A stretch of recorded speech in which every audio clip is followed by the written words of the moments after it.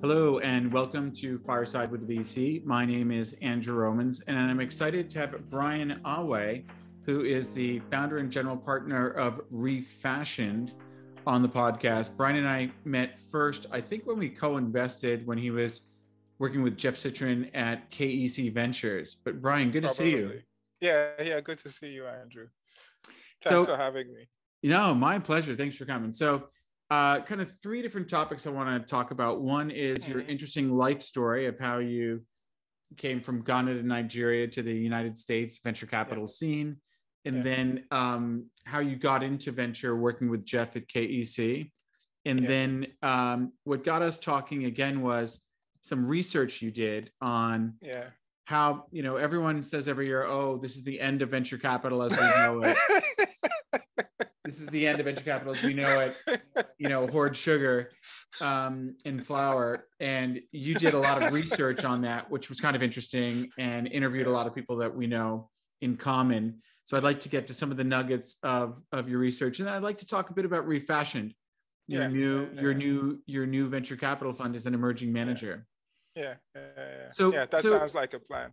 Yeah. Okay. So let's get into it. So, born in Guyana, went to Nigeria, came to the United States. How did this all happen? Yeah. So, born in Ghana, I'm Ghanaian by birth. During the oil boom, my dad got a job in Nigeria, and so he moved the family to Nigeria. And so I grew up in Nigeria.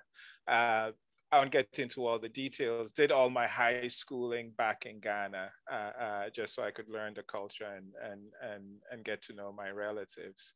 And then in '97, I got lucky and won a grant that paid for my education at Connecticut College in New London. So I came over to the States, studied math and physics as a double major, and have been here since.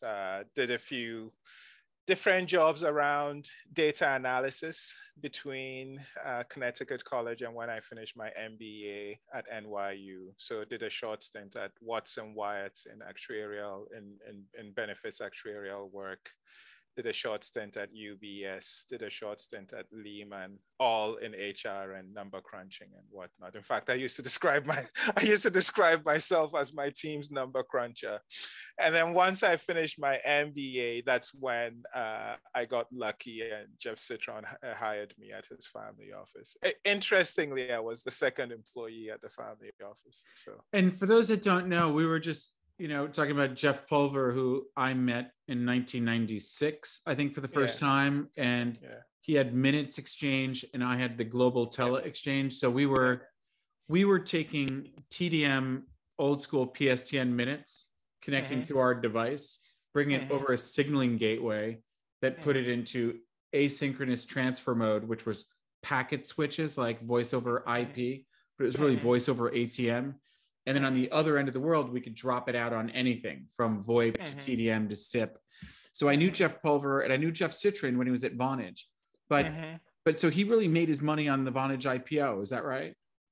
So I think he made some money at Datech Online, made some money at Island ECN, and also made some money with Vonage. So he's one of these serial entrepreneurs who seems to, everything he touches seems to turn to gold. And then he turned some of that money loose on founders with KEC Ventures. With KEC Ventures, yes. And I tell people it was a fantastic experience, much like Connecticut College changed my life. I think my experience at KEC was life-changing as well, because not only was I the second employee at the family office, but then, so I joined the family office in 2008. In 2011, at that point, my former partner, Jeff Parkinson, had joined us, and he and I had become what we call the investing team. But then Jeff Citrin and his family decided to build a venture fund. And so Jeff Parkinson and I worked on, building a venture fund from scratch, an early stage venture fund from scratch. And the hypothesis at the time was, remember, this is 2011. The question at the time was, is there room in the New York market for another institutional seed or early stage fund. Oh, And that was yes. what, Hell yes. I'll answer that yeah, question. Yeah. at that time there was. And so Fund one was a $35 million vehicle. Fund two was a $63 million vehicle. If you count a couple of SPVs that we did, roughly somewhat north of $100 million. And that's where Some of the I SPVs taught were myself. 300 million No, size? no, no. So No. no. So if you include the SPVs together with the okay. main funds, yeah, it comes to north of 100 million. Okay, fantastic. And what stage geography sectors were you investing? I mean, I know this, but for the benefit of people listening. So mostly United States-based companies, startups, and institutional seed rounds, a couple of Series A's, but mostly the institutional seed round. We did a couple of investments in Israel and one investment from Singapore, company based in Singapore. Mm-hmm. And what was the dynamic with the team? So Jeff obviously is the serial entrepreneur, behind the fund, and then you're essentially a junior co-founder, putting team around him. But how many team members were you guys from this kind of 2011 to, was it 2018 that you left? Yeah, 2018 is when I left. So 2011, think of Jeff Parkinson and I as being the full-time building the fund. Jeff comes in when we need him. Jeff Citron comes in when we need him. By 2018, when I left, the team was like nine full-time people plus Jeff Citron. Okay. And that's all pre-COVID. So everyone was in New York? That's yeah. Eventually, so initially up till July 2015, our office was in Manasquan, New Jersey. And then from July 2015 till 2018, when I left, our office was in Manhattan. Okay. And so before we get into refashioned ventures, tell me about this research. And, I jokingly say every couple of weeks, probably since I was born, some journalist has a headline that says, "Death of venture capitalists over." Everyone will just, find their spouse online and everything will be in the metaverse. And who needs these worthless roadkill and their dumb little vests with their logos? Yeah. So what prompted you to do this research, and how did you go about it? Yeah, so it's precisely what you said, that after seeing a number of different headlines, and I suspect that some of them were derivatives of one another, that said family offices are going to disrupt VCs. I was joking with you before that people who know me will say, yeah, that sounds like Brian. But I just got so annoyed one day that I said, this is a topic I know a lot about. I'm sure there's some additional information I'll need to research, but I'm going to sit down and I'm going to get to the bottom of this, because I don't think family offices are going to disrupt VCs. In fact, I think we are more and more where the world is becoming such that if you're going to invest in technology and early stage innovation, the best thing that family offices can do is partner with emerging managers. And so that's what the research was about. So some of it is my lived experience, right, from all the time I spent at KEC Ventures. Some of it is knowledge that I've gained by making some LP investments also through the family office, and then some of it is stuff that I've had to learn the hard way, like everyone else, through reading and whatnot. And I think one aspect that makes this somewhat unique is that I then reached out to emerging managers in my network, and I said, here's the question I'm trying to answer. I'd love to feature you in it. So towards the end of the report or guide, there's something like probably 10, maybe more managers who chime in on how they think family offices and emerging managers might work together. Yeah. And I said, I think I know most of the 10. that you had in your list and that kind of grabbed my attention. And what did you learn that was not obvious to you beforehand? I mean, you'd seen the experience of making an LP investment and then maybe cherry picking some of the deal flow from the fund that the family invests in, or is it more invest in the VC fund and then generate deal flow and warm introductions from the GP managers for the family to invest directly, or they're only investing in SPVs? I think the one thing that didn't dawn on me until I actually sat down to do this is this idea that if in 2011, if family offices thought they could compete with venture capitalists to make investments at the early stage, and I want to emphasize that I'm focused on the early stage, right? So this is pre-seed, seed, Series A, maybe Series B, but let's just stop at Series A, right? Yeah. This is where things are most uncertain. The technology is most risky.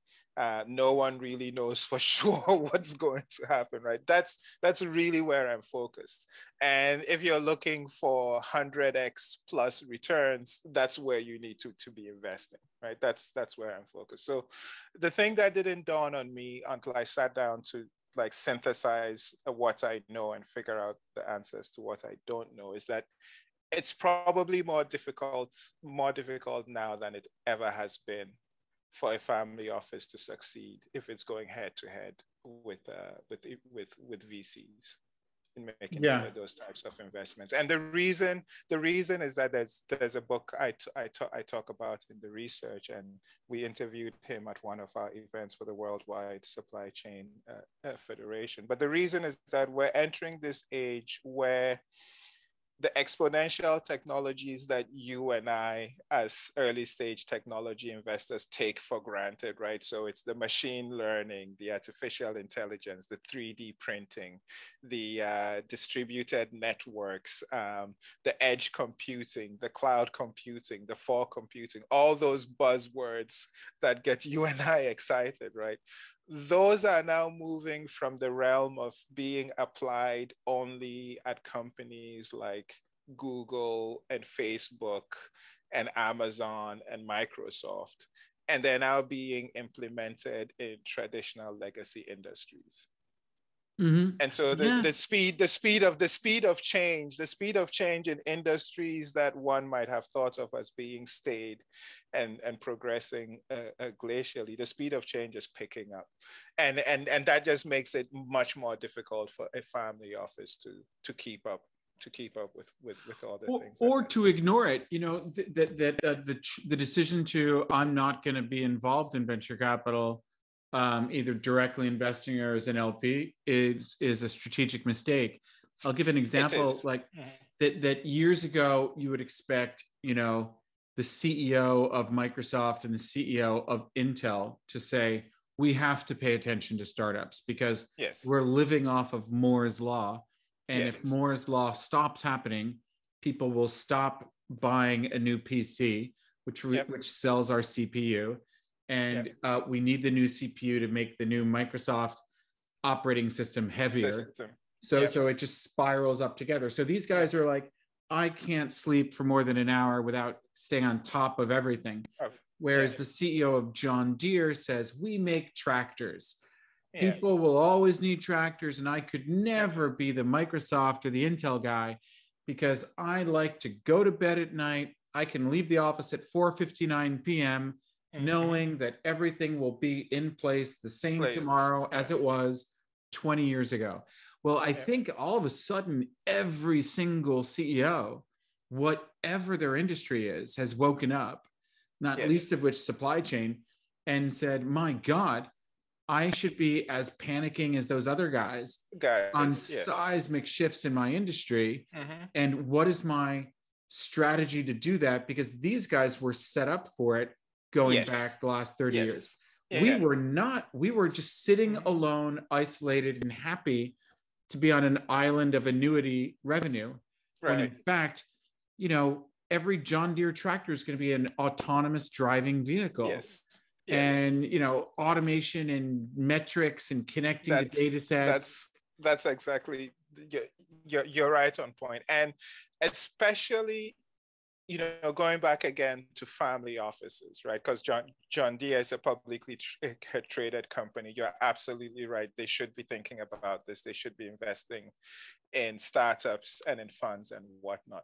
But specifically, you know, back to the research, if you're a family office that is embedded in the company, in the traditional company from which the family made its business, then I really think in that case, especially, right, the family office is not being a good steward to the business, the company it's embedded in, if it's not examining startups and how it can best invest in startups, for all the reasons that you laid out about why John Deere, for example, should be more engaged in thinking about innovation and technology and how that's affecting its industry than one would have expected in the past. And what do you think about family offices saying, okay, I might be based in Singapore or be based in North Dakota. I can easily just show up with cash and invest in the best startups in the New York City startup ecosystem.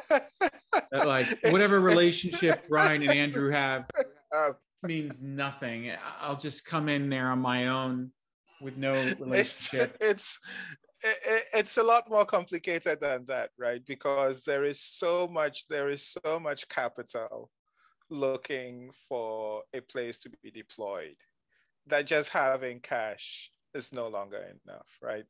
Founders are expecting you to understand what they do, to be able to work with them as a thought partner. They are hoping that you have some relationships that will be useful to them. And so if you're a family office with a background in a certain industry, perhaps you have that, perhaps you don't. But I think what really makes it difficult is that VCs, early stage VCs, understand that they're entering into an endeavor that is highly uncertain and highly risky. And we're comfortable with that. Right, we're comfortable with being unable to sleep well at night. Right? As Ben Horowitz puts it in his book, he sleeps like a baby. Right, we wake up every 2 hours in cold sweat, screaming at the top of our lungs. What did I get myself into? You know, the average family office executive did not sign up. Yeah, I mean, I think the truth is, if you have a sensible, well thought out portfolio construction that you're sticking to, then you can neutralize the individual startup risk.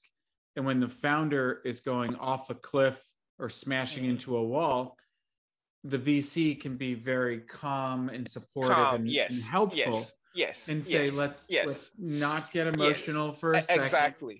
Exactly. I've seen this before. Let's not get ahead of ourselves. Calm down. Here is what we can do, etc., and so on and so forth. Whereas you know, comparatively speaking, someone from a family office who hasn't had this experience over and over again might not be as calm and restrained about things. So I mean, when you're going for the 100x return, which we are also, there's going to be turbulence because you know the pattern of a little bit of revenue wasn't over 5 years and maybe even more than a few months, and so there's going to be turbulence and pivots and changes. So that's just to be expected, rather than everything going to the plan. But I think family offices are incredibly important and can be much more valuable than VCs in many ways. When, you know, we have, for example, looking at your supply chain T-shirt you're wearing, we have LPs from Singapore and Japan that own shipping companies. So they probably are third generation shipping company, you know, patriarchs and matriarchs that for us to be able to partner with them on a supply chain company and say, can you share some domain expertise of yours on this? So what did your research or your experience tell you? So that's the ideal scenario, right? That you have a fund that's focused on some area, and why not? Let's use a supply chain as a great example. And that family offices invest in the fund, but those family offices have relevant experience, and shipping is a great one. Shipping is an incredibly important industry. It's also incredibly complex, and it's incredibly insular. And so if you're a fund that's going to be investing in startups, creating new innovations and technology for the shipping industry, that's an incredibly valuable relationship to have. Now, what the shipping executives or shipping families that have invested in the fund as LPs don't need to do is they probably don't want to sit there looking at 100 different startups, trying to figure out which is real, which is worth the time, and which is not. So that's where the fund, the investors at the fund can winnow the list down to 5 or so, and go to their LP and say, look, we're thinking about this thesis. One, is this really a problem that exists in the industry? Will anyone pay for it? Of these 5 startups, which one looks most promising, right? They make their independent decision about who to make an investment in. And then at that point, once the product is mature enough, perhaps the shipping company that their LP owns becomes a customer, or becomes a distribution channel for Absolutely. the startup, right? So I think in that way, you get the best of both worlds, right? The LPs still get exposure to some of the new innovations and technologies that affect their industry, and they get to add value to the startups because of their connections and relationship and role in the industry that the fund is investing in. And they benefit from the fact that their industry, which may have been perceived to be sleepy for many years, is under dynamic change, seismic change. So exactly, it's experience insights. Yes, you want to be the one benefiting from AI and ML that didn't exist a few years, not the victim. Yes, not the victim. Exactly. That enables them to be proactive rather than reactive to the changes that the industry is experiencing. So interesting stuff. And Brian, if you want, I can put a link to in the show notes for people to download your paper, which I found very interesting. And it was fun to see people I know chiming in with their opinions and experiences. But so let's talk about being a fundpreneur, starting a fund from scratch. So when and what you learned was working, what you learned was not working. When was it? 2018, you were working from 2011 to 2018 with Jeff Citron at KEC. Yes, at KEC Ventures, And then 2018, as good a year as any to branch out and do your own.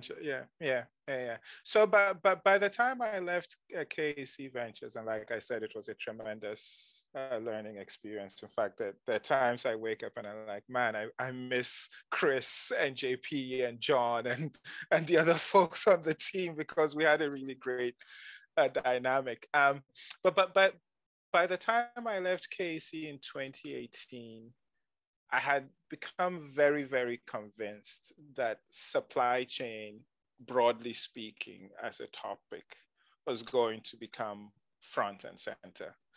And I met my now partner, Lisa, in 2016. And when I met her, we had a really fascinating conversation the first time, because in all the years I had been thinking about supply chain, and I'd say I started to think about supply chains as an investment, as an area to specialize in, as an early stage VC in about 2015 or so.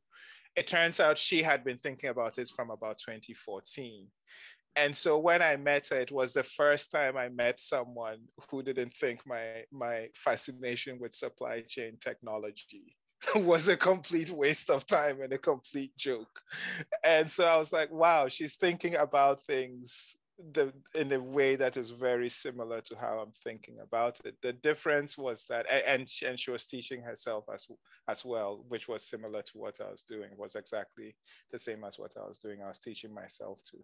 And the difference is that she was looking at supply chains and innovation and technology from the perspective of the fashion and apparel industry. And I didn't realize it during that first conversation, But it turns out that that's a great way to learn about supply chains, because fashion touches almost every other industry vertical that you can think of, right? There are energy issues, manufacturing issues, logistics and transportation issues, agriculture issues, advanced materials issues, chemicals, advanced manufacturing, healthcare issues, regulatory issues, you name it, you name it. The fashion industry is ESG, right? So if supply chain is your thing, that's a great foundation on which to start. I was looking at things from the perspectives of trucking and shipping, so more the logistics side of things. And the one thing we kept saying to one another is this is going to become a thing.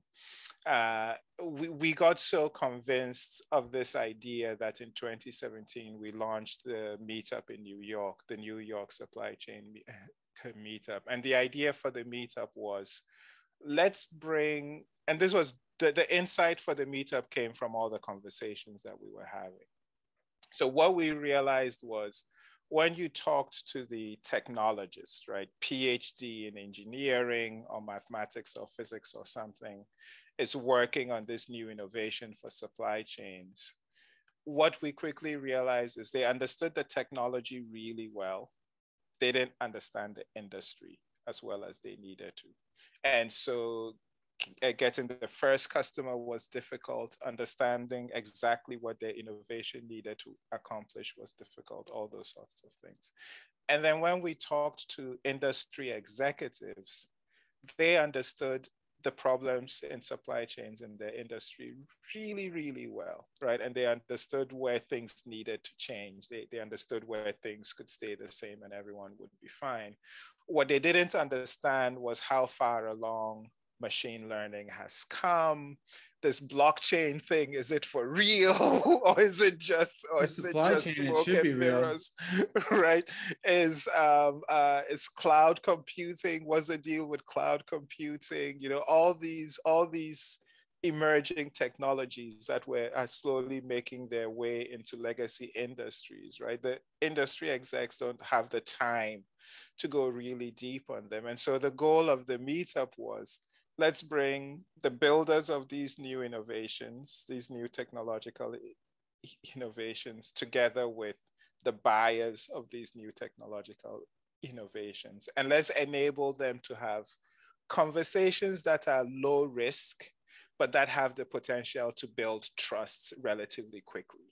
And what I mean by that is, when, Daniel from Optimal Dynamics, which is an AI optimization company that's now focused on trucking, when he does his presentation at our meetup, and there are industry people in the audience who talk to him afterwards, that conversation at the meetup is a low risk conversation, right? There's nothing at stake.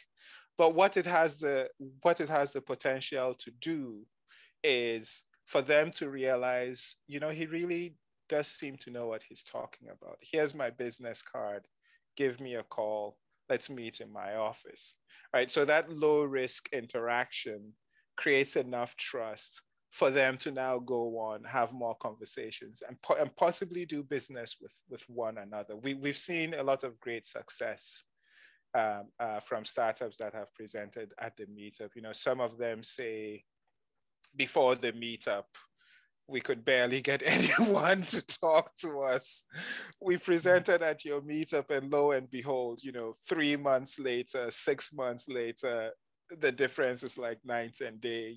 Now the press loves us, customers love us, we're flying all over the world. And that's exactly what the meetup is designed to accomplish. So your meetup, it's almost a page out of the classic Chinese venture capital playbook, or even we did the same thing of using events to establish a community specifically around a subject matter area of expertise. Yes. And so like in China, often like Beijing tells the mayor of a city, I want you to be the automotive capital. I want you to be the biotech capital.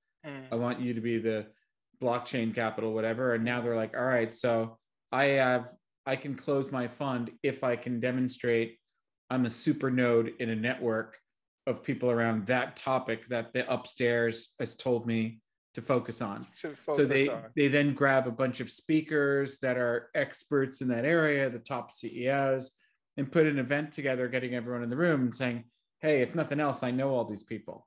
And hopefully I've been paying attention and I've learned it. So how often is the meetup? I wish I had spoken to you in 2017 because then I would have had the cheat sheet. I would have had the cheat sheet for how we do this. So before COVID, we were meeting once a month. That was the goal. COVID has complicated that a little bit. Some months we haven't. And where were you doing it? Some law firm, or where were you holding your? So SAP hosted us for a while. Workbench, a venture fund in New York, hosted us for, I think, the first 6 months. Microsoft was very, very generous and hosted us for a while. Now that things are coming back after the pandemic, it's not clear who's back in the office yet and who can serve as a host. But space is always, as you know, is always the biggest headache when you're trying to put together an event. So we've relied heavily on law firms, and then the law firms are afraid of putting their name out there as seen to be doing the super spreader event. My answer is stay home if you don't want to come. There you go. Stay home if you don't want to come, or watch it online. I want to do these things in person. With bringing together these different stakeholders of the supply chain ecosystem, physically together or virtually together, did you manage to get a corporate to say, I've gotten to know Brian and I want to be an anchor in the fund, or has it been an ongoing discussion? So that's what we're working on now. There was a lot of skepticism when Lisa and I initially pitched the fund. So throughout 2019, there was a lot of skepticism. Is supply chain really a big enough area to support a fund? What would a supply chain fund look like? You're the first fund we have ever heard of that's talking about this. But at the same time, there's all these boats off of Long Beach, California. That was 2019. That was 2019. Right? So you look like a genius now. That was 2019. Then the pandemic happened in 2020, and the tone shifted. Right then, the tone was, well, we recognize that supply chain is a thing, but you're a new team, you don't have a portfolio yet. And so ultimately what we decided to do in late 2020 was to launch a rolling fund on AngelList. Which is a 506c fund, right? So it's a 506c fund. So for those that don't know, that means Brian can openly talk about his fund. I can openly violating securities law. Yes, I can openly talk about the fund. LinkedIn, Twitter, Facebook, Instagram, you name it, I'm talking about the fund. So we launched on AngelList in July of 2021. We've made 13 investments so far. We are now and you're doing it all on AngelList. So you're using the AngelList structure to make those investments and everything? Yes, we're using the AngelList structure. And what's the minimum? So far, what's the minimum commitment you can take into that? The minimum commitment is 25. It's $25,000. And does that have to all be? Does it have to be? Is it $25,000 per quarter, or how does that work? No, it's $25,000 per year for us. That's a great question. I didn't explain it. So the way we set it up, and I was thinking about. I had this ongoing nightmare till I came up with this idea. I said, "Oh my God, Brian, you're going to launch this rolling fund with Lisa, and then CFA Institute is going to hear about it, and they're going to say, what the hell is a CFA charter holder doing launching a rolling fund? Brian, come down to HQ and explain yourself." And so I said, how do we set this up so that it stands the scrutiny of the CFA Institute? Well, the most important thing you learn in the curriculum is to manage risk on behalf of your investors, right? On behalf of your LPs. And so I said, what that means is we need to set it up so that LPs commit for a minimum of 4 quarters. right? It's required. You have to commit for 4 quarters. We recommend you commit for 8, but 4 quarters is the absolute minimum. So a $25,000 minimum commitment spread over 4 quarters. That means each quarter is $6,250. Our expectation is that each quarter we will make about 3 investments, maybe more, maybe fewer. But at the end of a year, we think your portfolio should be roughly 15 investments or so, maybe 12. But my argument, the way I justified it to myself was, you know what, a portfolio of 12 startups seems diversified enough, right? And if most LPs follow our recommendation and commit for 8 quarters instead of 4, now they're nicely now they're nicely diversified, and risk and uncertainty is manageable for any one of them. And so this is the challenge, though, that somebody comes in with 25K over 4 quarters. If they invest in the 4th quarter of 2021, does that mean they become an LP in what you invested in Q1 to the end of Q3, or only the stuff it starts from when they subscribe to when their subscription ends? Okay. So think of it. So think of it as what happens if an LP came into fund 2, but wasn't in your fund 1. Right, but it's more precise. So they get into the next investment that you make. Yes, they will be in, and it's not contingent upon, they can close in at any time. Like they could do it while we're on the phone, while we're talking. Someone might have come in, and if you make an investment tonight, they're in that one. KYCs and all that. And are you under any pressure to deploy capital within the calendar year? Like, what happens if someone invests on January 1st, and and you only make 3 investments, and then you make more investments, later with the capital that was brought in? Like, do you have any use it or lose it, smoke them if you got them situation? No, any capital that isn't deployed in a given quarter rolls into the next. Okay, so it's as simple as that. Quarter. Yes, it's as simple as that. I actually think, and I'll send you this blog post if you're interested, since rolling funds are such a new thing. But I actually think, for what it was designed to do, I think the rolling fund structure is an elegant solution, right? So the rolling fund structure, as AngelList announced it, was for new managers who are setting up a fund for the first time. Fundraising is an issue.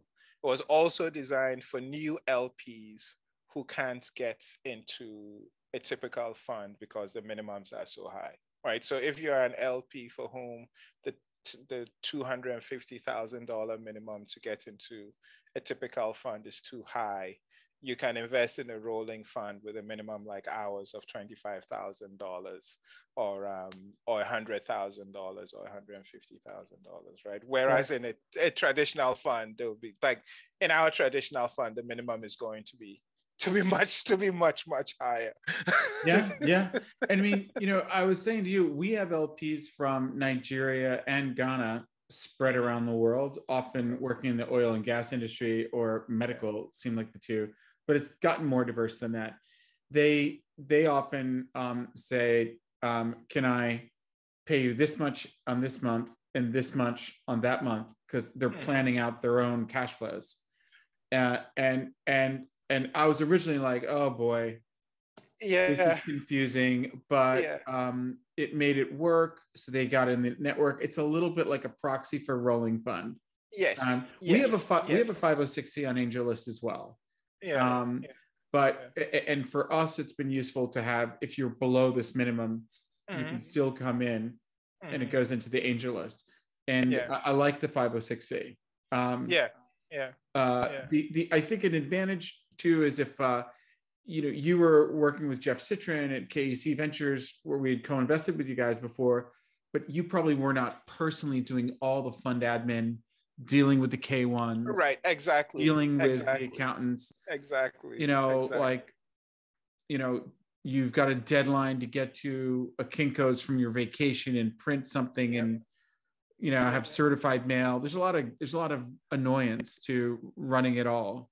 We had a great conversation with the CTO of AngelList some time ago, and he explained to us that the way to think about what AngelList is doing is that AngelList is a technology company creating innovations to improve how fund management works, right? Creating software innovations to improve how you set up and run and manage a fund, as opposed to some of their competitors who are really fund administration and fund operations companies who are building technology to manage their business. And I think that's an important distinction to keep in mind, right? So they're creating all this technology with the problem set that the technology is being created for being, how do you set up and manage a fund in a highly efficient, highly tech savvy way. So for example, they recently announced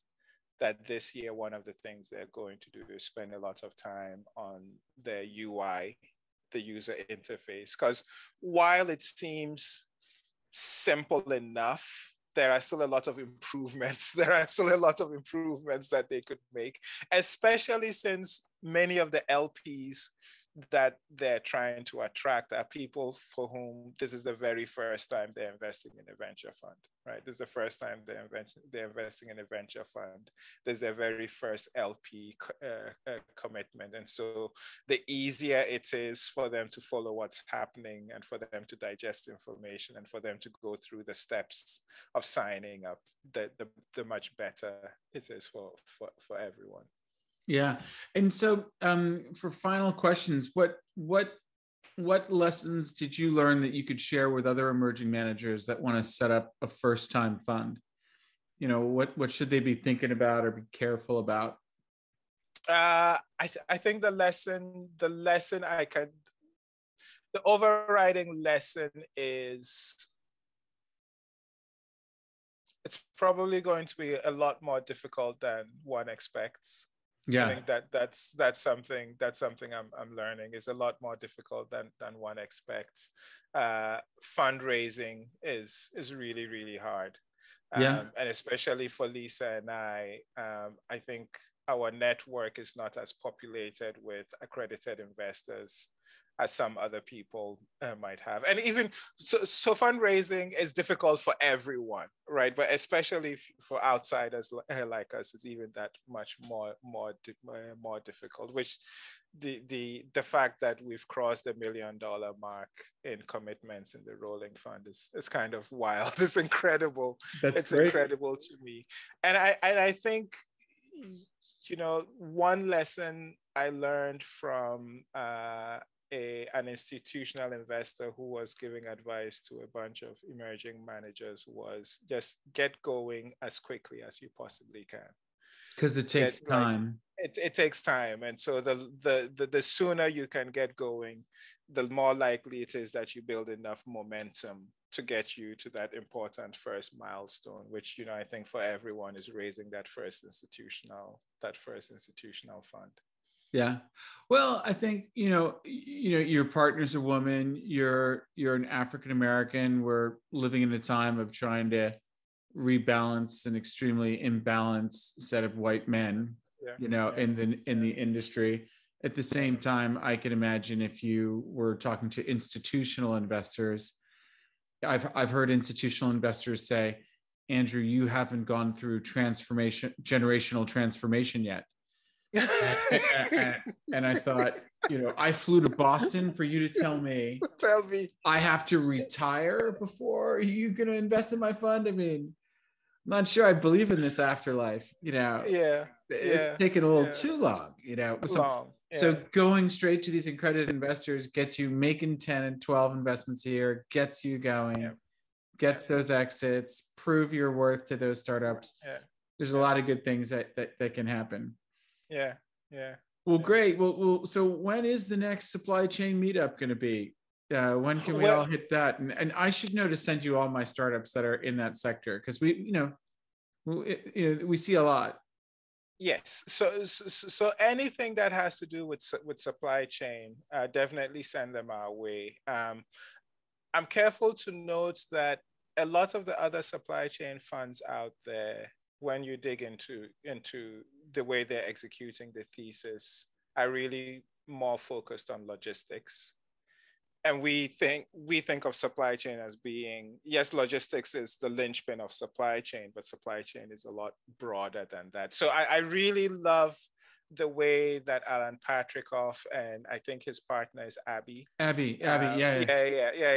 I love the way that that Alan and Abby talked about prime time, which is that, you know, they think of it as a horizontal rather than as a vertical, and that's how we're thinking about it too. And in much the same way as in what they're discovering is that because they're looking at it as a horizontal, there's a lot of learning that can happen between their founders and the startups that they're investing in. We're starting to see the same thing too, that there's a lot of mutual benefit that can occur in the portfolio. Well, listen, Brian, I'm a big believer in the power of the network, and to be humble that you yourself are not the little genius dictator that's going to make this all work.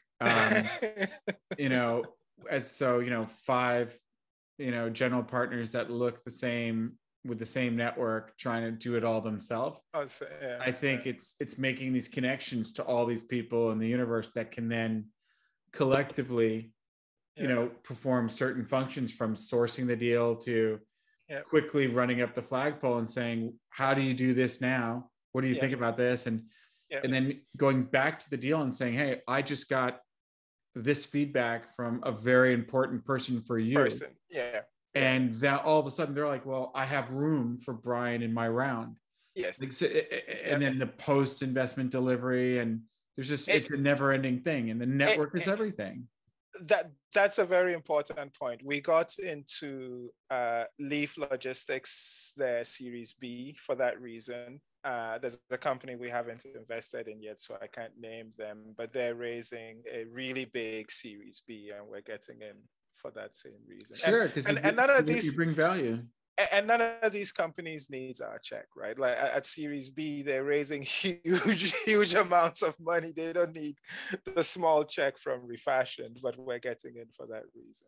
And there's always some fund that is oversized for their deal flow. So they're trying to take as much, and they're trying to box out your $100,000 check or whatever it is you're doing. And then the founder needs to be smart enough to say, but they're adding value. It's not killing your ownership target to let them in. Exactly. And then you've got your dream, you got your draft pick of whatever you wanted to be in.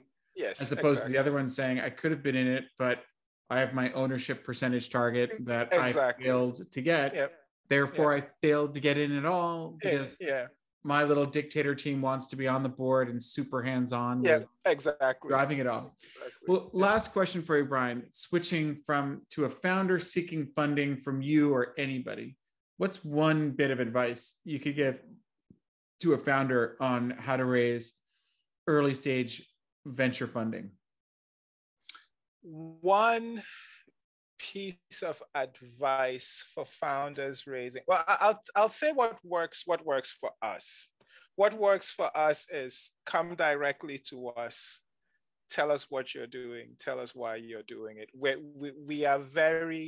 We have an affinity for mission-driven founders. So if this is something that's part of your mission in life or your personal, that really works for us. I'm very careful not to give advice and pretending it will work for every VC, because VCs are so different. But for us, come direct, go to our website, refashion.com. I'll send you the link so you can share it in the show notes. But go to our website. There's a data intake form. That's the best way to get to us. And when we do talk, tell us why this matters to you personally. Okay, sounds like winning secrets for early stage. Well, Brian, great to see you. Thanks so much for coming on, and I hope to see you in the real world at one of these Supply Chain Federation meetups. Thank you. Thank you, Andrew. It was good to talk to you. You too. And you. Bye for now. Bye-bye.